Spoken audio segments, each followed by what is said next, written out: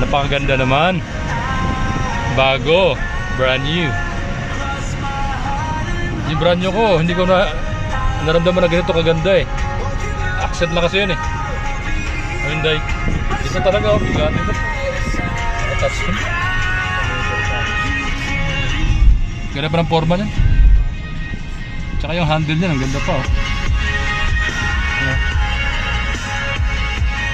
Yan, yung sa akin, ganyan lang sa akin oh. Accent oh, pati kulay oh. Para sa parehas. Oh.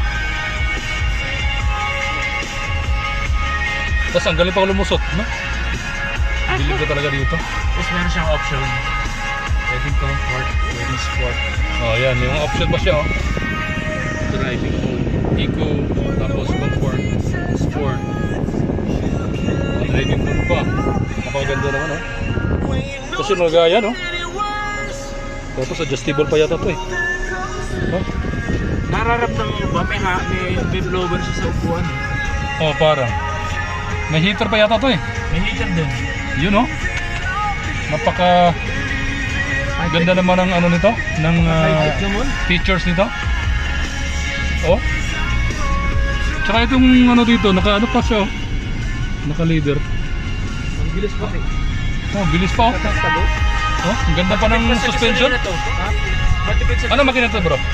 1.5 lang ito eh. Ah, 1.5. Oo. Hindi tipid sa gas, no? Kagaya lang ng ano ko, ng accent ko, 1.5 yun eh. Paras lang. Oo naman, magpalit na ako ng ganito. Oh. Leather. Napakaganda ng ano. Leather. Ang angas. Angas ito, Brad. Siguro kailan kaya ako makakuha ng ganito? Parang hindi ko afford eh. Magkano bang ano na to, presyuhan? 1.2. Hindi, yung price talaga. Yung total. Sa ano to eh, 66,000. 66,000, mura lang oh. Para siyang ano, yung Chevrolet Groove. Ganda rin yung suspension niya oh. And everything, 77. Yun, may last payment siya. Last payment. Oh. Yan, installment yan guys. Installment basis. So 4 years to pay siya, 1.2. 4 years to pay lang. Tapos yung last payment mo is 38.